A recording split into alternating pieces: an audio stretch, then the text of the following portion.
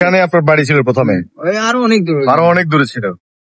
তাহলে তো Saint Martin আপনার জন্য একদম কাছে ছিল তখন? একদম কাছে, মনে হয় 2-3 কিলোমিটার। 2 কিলোমিটার কম সেন্ট মার্টিন। আর সেখান থেকে আমরা এখন বাংলাদেশের শেষ স্থলভাগ টেকনাফের শাহপুর দ্বীপে, অর্থাৎ এটার পর আর কোনো স্থলভাগ নেই, শুধু বিস্তীর্ণ সমুদ্র।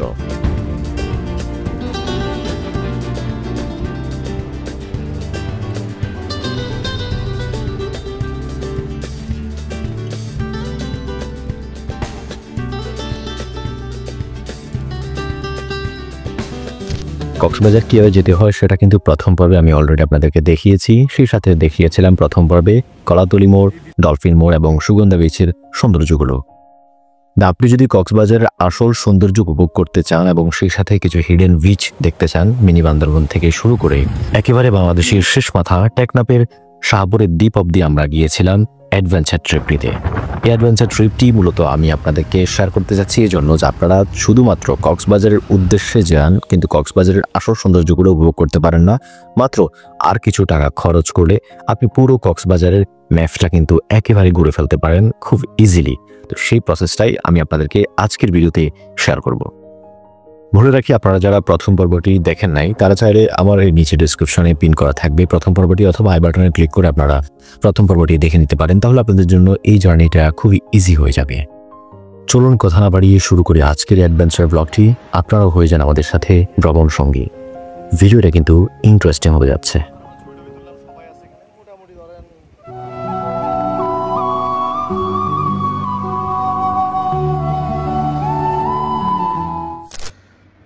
আমরা এখন রেডি হচ্ছি আপনার ট্রিপে যাওয়ার জন্য। আমাদের একটা ট্রিপ আছে, নাস্তা করলাম, ট্রিপের গাড়ির জন্য এখন ওয়েট করতেছি।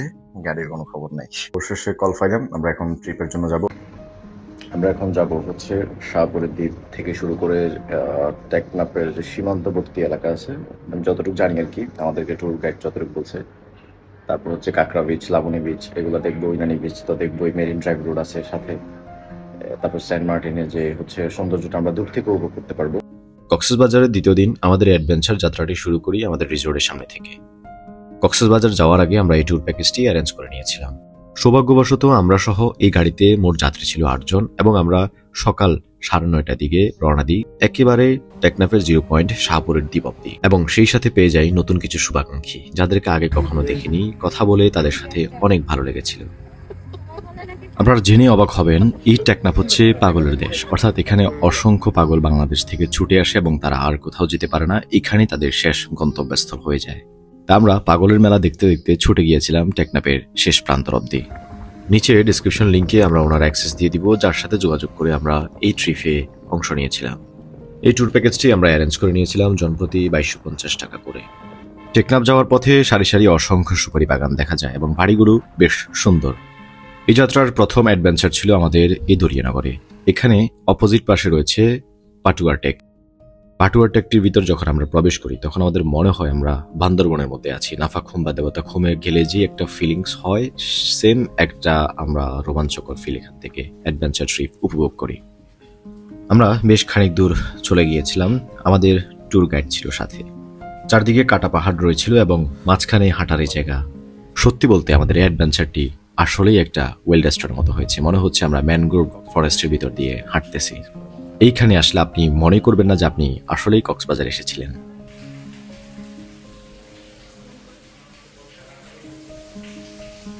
পাটুয়াটেক ভ্রমণ শেষে আমরা আবার ছুটে যাই সাঁই সাঁই করে আমাদের পরবর্তী গন্তব্যস্থল ইনানি বিচ। কিন্তু রৌদ্রের প্রখর তাপমাত্রার কারণে আমরা ইনানি বিচে আর নামি না। ট্যুর গাইড আমাদেরকে সাজেস্ট করে এখানে না নামলে আমাদের জন্য এখন ভালো, না হলে আমরা হয়তো বা হাঁফিয়ে যেতে পারি, পরবর্তী ট্যুর স্পটগুলোতে আমরা আর যেতে পারবো না। তাই আমাদের পরবর্তী গন্তব্যস্থল হলো সাম্পান বিচ অথবা মাঝিঘাট। এই মাঝিঘাটে যাওয়ার আগ অব্দি আমরা যে সৌন্দর্য উপভোগ করেছি সেটা বাংলাদেশে ইতিপূর্বে আমি আর কখনো উপভোগ করতে পারিনি। সত্যি বলছি, আপনি যদি মেরিন ড্রাইভ রোডে একবার ড্রাইভ করতে পারেন তাহলে আপনার জীবন আসলেই সার্থক হবে। কি নেই এই পাশে? রাস্তার দুপাশে রয়েছে সৌন্দর্যের আসল সমাহার। এক পাশে যেমন রয়েছে বিস্তীর্ণ পাহাড় পর্বতভূমি, আরেক পাশে রয়েছে ঝাউবাগান, তার পাশে রয়েছে বিস্তীর্ণ সমুদ্র প্রান্তর। দূরের ওই আকাশ থেকে যখন বৃষ্টি ছুঁয়ে আসে, পাহাড় থেকে ভেসে আসা বাতাসের সুর যেন মনে হয় প্রাচীন কোনো এক সুর, আর সেই সাথে সমুদ্রের গর্জন। আর এর সবকিছু উপভোগ করতে পারছেন আপনি চাঁদের গাড়িতে করে। ব্যাপারটা অন্যরকম একটা ফিলিংস দিবে, যেটা আপনি অন্য কোনো বাহনে চড়ে পাবেন না। আমি আবারও বলছি, এমন কক্সবাজার আমি এর আগে কখনো দেখি নাই এবং কোথাও শুনি নাই। ধন্যবাদ আমার ট্যুর গাইডকে, অসংখ্য ধন্যবাদ জানাই আমাকে এত সুন্দর একটা মনোমুগ্ধকর ট্যুর প্লেস উপহার দেওয়ার জন্য। এখন আমরা যে স্পটে আছি এটা এখনো ইনানির মধ্যে পড়ে, সেটা হচ্ছে সাম্পান বিচ বা মাঝিঘাট। এখানেই আমরা 30 থেকে 40 মিনিটের মতো সময় কাটাবো এবং আপনাদেরকে এই বিচের সৌন্দর্যটা তুলে ধরবো। বড় ডিঙ্গি নৌকা যেগুলো থাকার কারণে হচ্ছে মাঝিঘাট আপনাদের।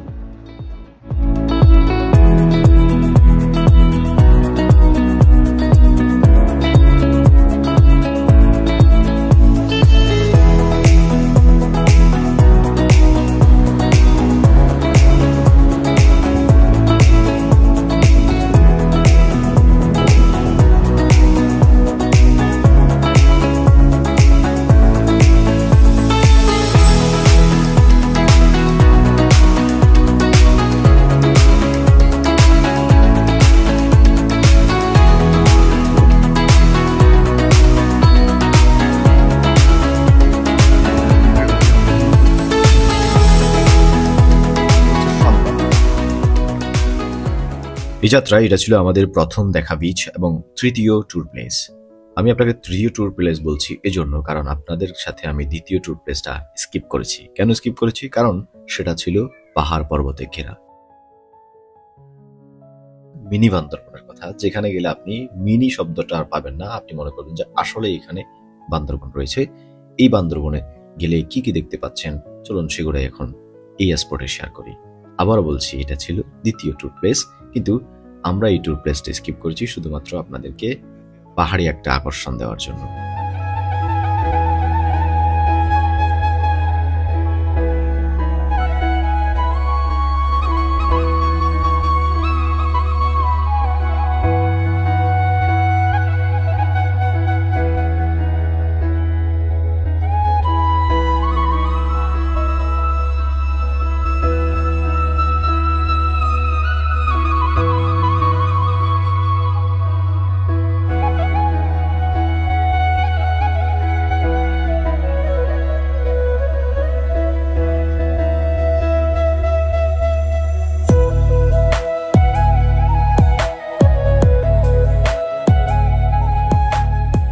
এই হচ্ছে সেই ঐতিহাসিক রেজুখাল ব্রিজ।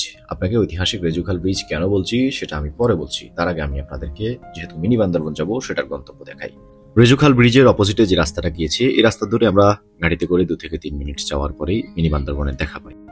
যেতে যেতে আমরা দুই পাশের সারি সারি সুপারি বাগান সৌন্দর্য উপভোগ করি।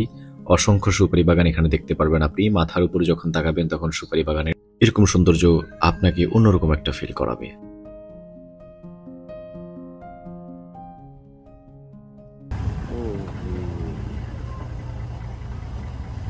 মিনি বান্দরবনে যাওয়ার পরে আমরা প্রথমে দেখতে পেয়েছিলাম কিছু আদিবাসী সেখানে বাস করছে, তাদের কিছু দোকানপাট রয়েছে এবং সেখানে স্থানীয় কিছু মানুষ বসবাস করে। প্রায় অনেক বছর পর আমি পাহাড়ের কোলে এসেছি, তো নিজের মনকে আর ধরে রাখতে পারিনি। আসা মাত্রই আমি ছুটে গেলাম পাহাড়ে। অনেক দিন ধরে পাহাড় না দেখার কারণে আমার এই অসুখটি বাধে। আমরা সমতল জায়গার মানুষ, পাহাড়ে আসলে আমাদের মন এমনিতেই আনমনা হয়ে যায়।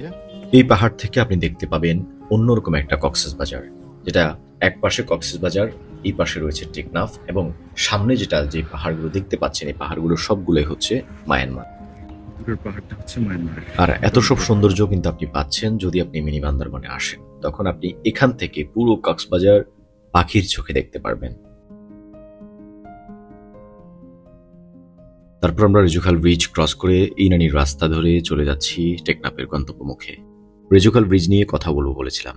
রেজুখাল ব্রিজটি 1995 সালে জনসাধারণের জন্য উন্মুক্ত করে দেওয়া হয় এবং এটি মূলত একটি চিকন সরু খাল ছিল, যেটা দেখতে এখন ছোট নদীর মতো মনে হলেও এটা কিন্তু আসলে একটা খাল। এজন্য এই খালটির নামকরণ করা হয়েছে রেজু খাল, আর ব্রিজটির নামকরণ করা হয়েছে এই রেজু খাল নাম অনুসারে। আমরা এখন রেজুখাল ব্রিজ ক্রস করে টেকনাফ অভিমুখে রওনা দিচ্ছি। আমাদের পরবর্তী গন্তব্য অন্যরকম একটা সৌন্দর্য বিচ, যেটা একদম একাকী, যেখানে কেউ তেমন একটা যায় না, যেটাকে বলা হয় শামুক বিচ বা ঝিনুক বিচ। অসংখ্য ঝিনুক এখানে দেখতে পাবেন। চলুন সেই শামুক বিচে আপনাদেরকে এখন নিয়ে যাই, আর সেই সাথে আপনারা দেখতে পাচ্ছেন রাস্তার দুপাশের এই সৌন্দর্য। এই মেরিন ড্রাইভ রুটটি ধরে আমরা যত দূর আগাবো ততদূর আমরা টেকনাফ গন্তব্যে অভিমুখী হব এবং সেই সাথে মায়ানমারের পাহাড়গুলো খুব কাছে চলে আসবে আমাদের। আর হাতের ডান পাশে থাকবে আপনার হচ্ছে বিস্তীর্ণ সমুদ্র। এই বিচটা যেমন শামুক বিচ বা ঝিনুক বিচ নামে পরিচিত, ঠিক তেমনি পাথর বিচ নামেও পরিচিত। এখানে আপনি আসলে সেন্ট মার্টিনের ফিল পাবেন। সেন্ট মার্টিন যেমন কিছু কিছু বিচে রয়েছে আপনার পাথর, সেরকম এখানে পাথর দেখতে পারবেন। অসংখ্য পাথর এবং অসংখ্য ঝিনুক থাকার কারণে এখানকার পানিগুলো খুব নীল কালার দেখা যায় মাঝে মাঝে। এবং আপনি এখান থেকে যত দূরে আগাবেন, আমি আপনাদেরকে যেখানে নিয়ে যাবো টেকনাফের শেষ মাথা অবধি, সেখান পর্যন্ত গেলে পানি একেবারে স্বচ্ছ নীল থাকবে। যদিও আমরা জানি বঙ্গোপসাগরের পানিগুলো খুবই ঘোলাটে।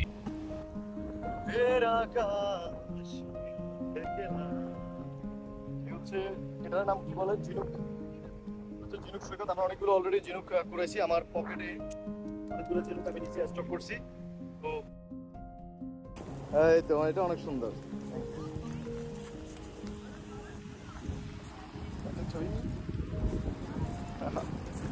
থ্যাংক ইউ ভাইয়া। ওই যে ওকে ওকে ওকে ওকে এই হাত হাত বাড়ি দেবে। এটাতে ঢুকে কেমন?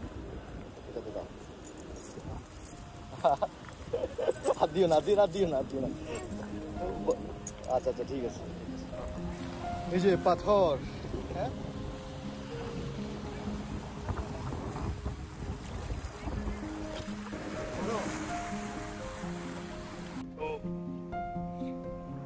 এতক্ষণ আমরা ছবি টবি তুললাম, সবাই আছে এখানে। মোটামুটি ধরেন তেমন না, ধরেন এখানে গাড়ি থামলে, এই যে আমি আপনাদের গাড়িটা থামলে, এই যে এরকম গাড়ি আসে, গাড়ি থামলে তারপর এখানে বসে রেখেছে। তারা একটু বসে সমুদ্রের আরো কাছে যেতে পারে, যেটা একদম গভীরের একটা সমুদ্র বলতে পারেন।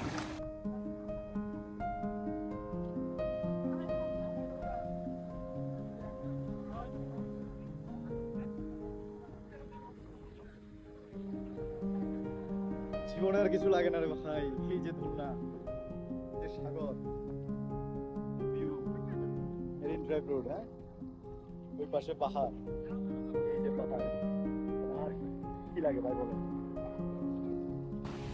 শামুক বিচের সৌন্দর্য দেখতে দেখতে আমরা এখন অনেকটাই টায়ার্ড। ক্লান্তি মাখা শরীর নিয়ে আমরা ছুটে যেতে হবে আমাদের পরবর্তী গন্তব্যে। বলে রাখি, আমাদের পরবর্তী গন্তব্য হচ্ছে টেকনাফের শেষ মাথা, শাহপুরের দ্বীপ এবং নাফ নদী। সে অবধি যেতে আমাদেরকে প্রায় আরো 1 থেকে 1.5 ঘন্টা এই চাঁদের গাড়িতে করে ছুটে যেতে হবে। এরই মধ্যে আমাদের অলরেডি ক্ষুধা লেগে গিয়েছিল। আমাদের এখন খাবার খেতে হবে। সময় গড়িয়ে দুপুর বেলা 2 কোটিকা বাজে। রেস্টুরেন্টে যাওয়ার আগে আমাদের থেকে খাবারের মেনু দিয়ে খাবারের তালিকা লিস্ট করলো। কে কি খাবে তার পছন্দ অনুযায়ী খাবার অলরেডি রেস্টুরেন্টে তৈরি হতে লাগলো। প্রচন্ড গরমে আমরা আসলেই সত্যি খুবই ক্লান্ত হয়ে গিয়েছি। কিন্তু এই ক্লান্তিটা আপনার কাছে আসবে না যখন আপনি এই গাড়িতে চড়ে রাস্তার দুপাশের সৌন্দর্য দেখতে দেখতে যাবেন। মনে মনে সবাই বলছিল, যদি বৃষ্টি আসতো, যদি এক টুকরো মেঘ জমতো মাথার উপরে, তাহলে এই ভ্রমণটা আরো বেশি চমকপ্রদ হতো। যেই বলা সেই কাজ। দূরের ওই বার্মা খ্যাত মায়ানমারের পাহাড়ের কোল ঘেঁষেই মেঘের আস্তরণ জমতে শুরু করলো। একটু পরেই বজ্রপাত শুরু হলো। স্বচক্ষে এই বজ্রপাত আপনি যদি না দেখেন, বজ্রপাতের ভয়ানক সৌন্দর্য আপনি কোনোদিন উপলব্ধি করতে পারবেন না। সত্যি এটি ভীষণ একটা ভয়ঙ্কর অভিজ্ঞতা ছিল।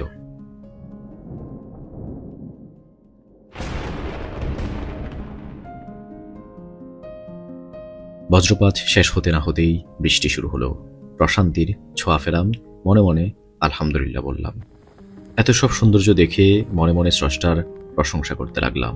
সত্যি উনি মহান, উনি সর্বজ্ঞানী, সুবহানাল্লাহ। মাঝ রাস্তায় গাড়িটি একটু দাঁড় করিয়ে আমাদের গাড়ির ছাউনি দিলাম, কারণ বৃষ্টি প্রবল বেগে দিয়ে আসছে পাহাড়ের কোল ঘেঁষে। যেহেতু পাহাড়ি বৃষ্টি খানিকটা বেশ জোরে সোরে আসবে, একটু পরে কিন্তু আবার বৃষ্টি থেমে যাবে।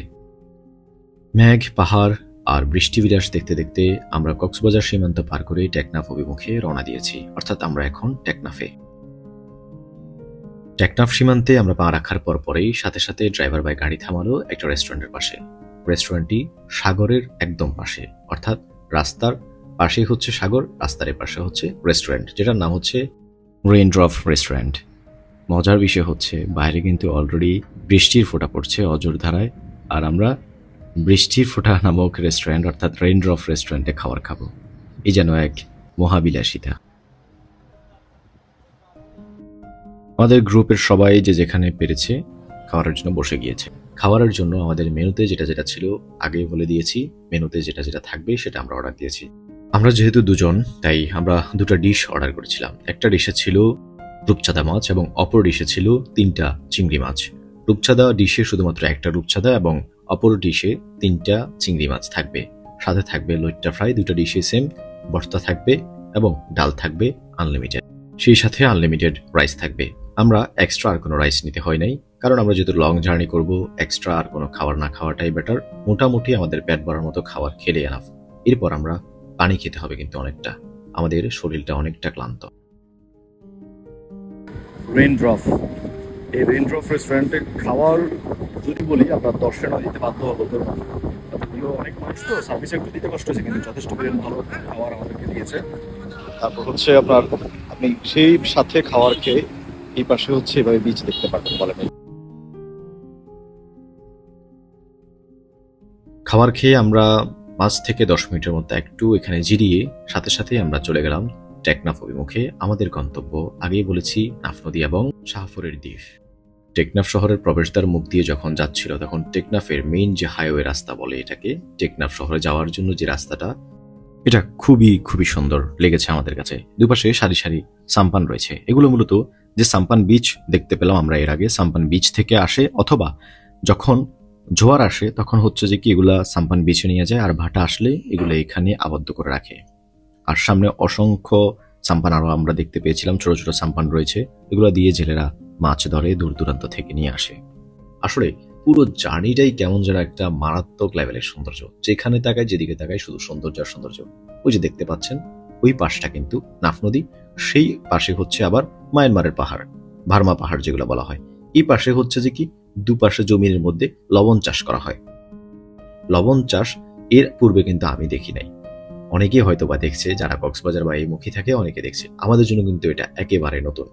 একসাথে রাস্তার পাশে এত সৌন্দর্য, আর রাস্তাটা এত চওড়া। যাই হোক, এই রাস্তার সৌন্দর্য দেখতে দেখতে আমরা প্রবেশ করলাম টেকনাফ শহরে। শহরটি খুবই সিমসাম এবং গোছানো, এত বেশি মানুষের কোলাহল জনবল নেই। গ্রামীণ পরিবেশের মতো একটা শহর, মানুষজন খুবই সহজ সরল। এই শহরের মানুষগুলো বড় বড় শহর থেকে কিন্তু অনেকটাই পিছিয়ে। এটা এখানকার স্থানীয় কিছু লোকের সাথে কথা বলে জেনেছি। আরেকটা যেটা সত্য কথা, সেটা তো আমি আপনাদেরকে এর আগেও বললাম, যে টেকনাফে প্রতি 1 মিটারের ভিতর আপনি 2 জন করে পাগল দেখতে পারবেন। অর্থাৎ আপনাকে যদি বলি 1 কিলোমিটার পর্যন্ত আপনি মিনিমাম 10 জন পাগল দেখতে পারবেন। কেউ শুয়ে আছে, কেউ বসে আছে। এই পাগলগুলো এখানে এসে আশ্রয় নেয়। আমরা হয়তো জানি পাবনা হচ্ছে পাগলদের মিলন মেলা, কিন্তু না, ওখানে হচ্ছে পাগলদের জন্য একটা মেন্টাল হসপিটাল গড়ে উঠেছে। কিন্তু আসল পাগলরা কিন্তু সবাই টেকনাফ এসে জমা হয়। গাড়ি সর্বশেষ জায়গা হচ্ছে এই টেকনাফ পর্যন্ত। এখানের পর আর কোনো সমতল জায়গা নেই। এখানের পর অথবা নদী পথেও কোথাও যেতে পারে না কেউ। সেজন্য সব পাগলের দল এখানে এসেই বাসা বাঁধে। আর এটা দ্বারা বোঝা যায় টেকনাফের মানুষ অনেকটাই ধৈর্যশীল এবং মানবিক মানুষ, যেহেতু এতজন পাগলকে একসাথে আশ্রয় দিয়েছে। টেকনাফ শহরটা বেশ ছোট। এর শেষ প্রান্তে হচ্ছে এই যে দেখতে পাচ্ছেন, এটা হচ্ছে জেটিঘাট। এখান থেকে আপনি চাইলে সেন্ট মার্টিন যাওয়া যাবে, কিন্তু এখন এই জেটিঘাট থেকে সেন্ট মার্টিন যাওয়া টোটাল নিষিদ্ধ। আপনি শুধুমাত্র এই জেটিঘাট ব্যবহার করে নদীর উপাশে যেতে পারবেন বাংলাদেশের এরিয়া পর্যন্ত, কারণ ওইদিকে বার্মাদের দেশ রয়েছে। নদীর পাশের রাস্তাটা, যেটা দিয়ে আমরা শাহপুরের দিকে রওনা দিব, ওই রাস্তাটা সবচাইতে সুন্দর এবং সিমসাম একটা রাস্তা। দুপাশে নারকেল বাগান, এই যেন এক সুন্দরের অপরূপ সমাহার। এত সব সৌন্দর্য একসাথে দেখতে পেয়ে আমি তড়িঘড়ি করে উঠে দাঁড়ালাম চাঁদের গাড়িতে। উঠে দেখলাম ওই যে দূরে দূরে দেখা যাচ্ছে ছোট ছোট কিছু দ্বীপ, ওই দূরে দেখা যাচ্ছে বার্মাদের পাহাড়, সাগর, এই পাশে নাফ নদী। মানে একসাথে 2-3টা বিচ এখানে দেখতে পাচ্ছেন। অসাম একটা ফিল। এবং 2 থেকে 3 ঘন্টা পরে কিন্তু সানসেট, অলরেডি সূর্যটা প্রায় সাগরের ডুবন্ত অবস্থায় কাছাকাছি চলে এসেছে। এই সময়টা কিন্তু বিচে ঘোরাঘুরির জন্য একদম পারফেক্ট।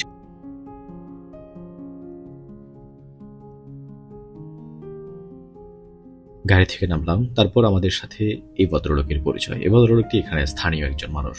বয়স 25 কিংবা 28 হবে, হয়তোবা 30-এর কাছাকাছি। আমাদের সমান বলতে পারেন।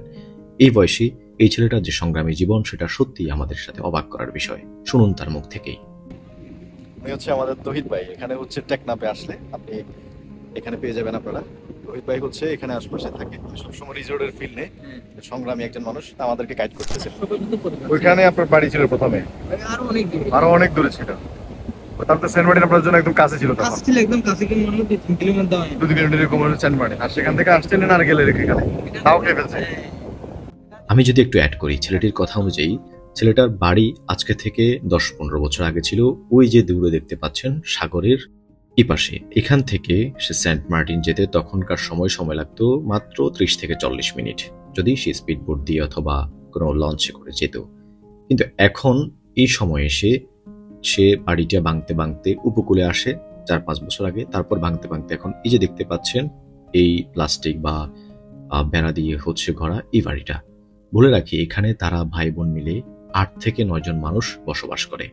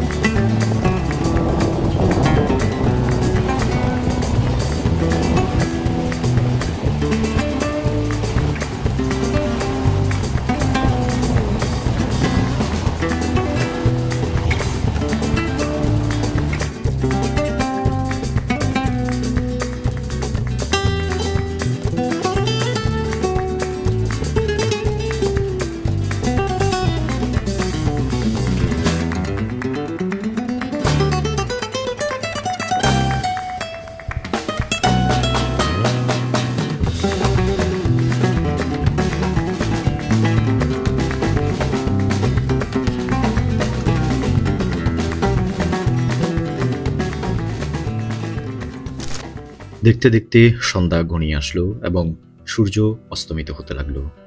সত্যি বলতে এই সৈকতটা আমার কাছে সবচাইতে বেশি সুন্দর লেগেছে, কারণ এত বড় প্রশস্ত সৈকত কক্সবাজারের মধ্যে আরেকটি নেই। আমি মনে করি লংগেস্ট বিচ যদি বলা হয় এই বিচটাকে বলা দরকার। যদিও আপনারা যদি আসেন অবশ্যই কম্পেয়ার করবেন।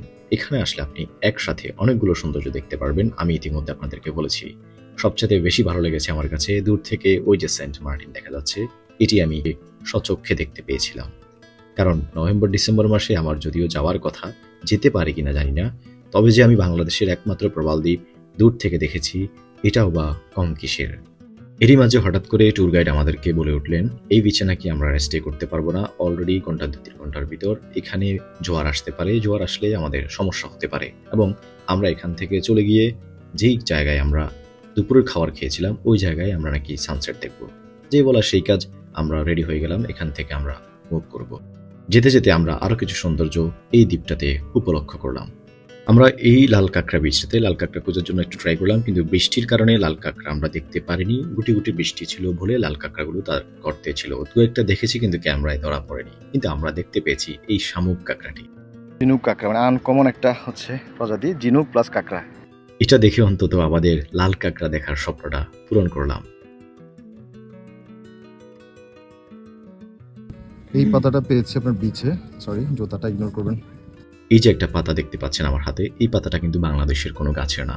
এটা হতে পারে সুন্দরবন থেকে আসছে অথবা অন্য কোনো দেশের অন্য কোনো প্রবাল দ্বীপের হতে পারে এই পাতাটি। এই পাতাটি এখানে স্থানীয়রা বলেছেন এই গাছের না, অনেকগুলো পাতা আসে এরকম, যে গাছগুলো আদৌ তারা কখনো দেখেননি। সাগরের ঢেউয়ের সাথে হয়তোবা অনেক পাতা থেকে শুরু করে অনেক কিছুই এখানে চলে আসে।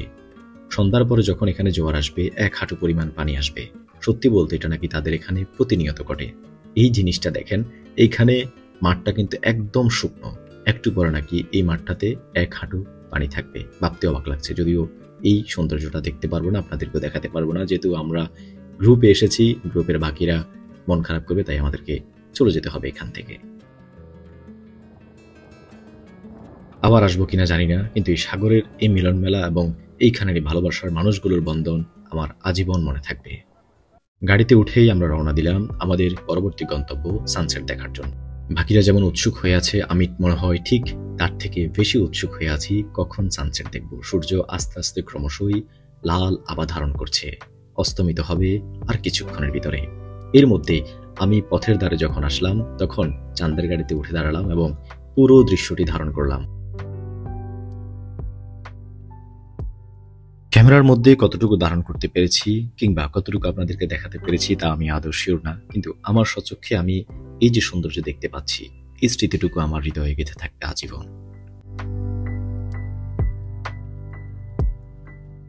অবশেষে আমরা গাড়ি থেকে নামলাম। নামার পরে এই জায়গাটুকু আমরা আধা ঘন্টার মতো স্টে করলাম। এখানে সানসেট দেখলাম, কিছু ফটোশুট করলাম। কারণ সানসেট সহজেই হচ্ছে যে কি কোথাও দেখা যায় না, আপনি সব জায়গায় যেতে পারবেন, কারণ সমুদ্রের সাথে আপনার এই মিলন মেলা কখনো আপনি দেখতে পারবেন না, খুবই রেয়ার এটা। তো এখানে সবাই এনজয় করছে, আমিও বা ছবি তুলছি। এই যে একটা ছোটখাটো একটা পোজ নিয়ে নিলাম। বলে রাখি আমি একজন সোলো ট্রাভেলার। এর আগে হয়তো বা তেমন একটা ব্লগিং করতাম না, টুকটাক সোলো ট্রাভেলিং করতাম, সেজন্য ব্লগ করা হতো না।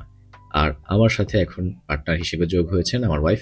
উনি আমাকে ভিডিও করে দিচ্ছেন, ছবি তুলে দিচ্ছেন, সেই সাথে আমাদের দুজনকে ভিডিও করে দিচ্ছেন এখানে গ্রুপের ভাইয়া আফুরা। ওনারা যথেষ্ট ফ্রেন্ডলি এবং হেল্পফুল পারসন।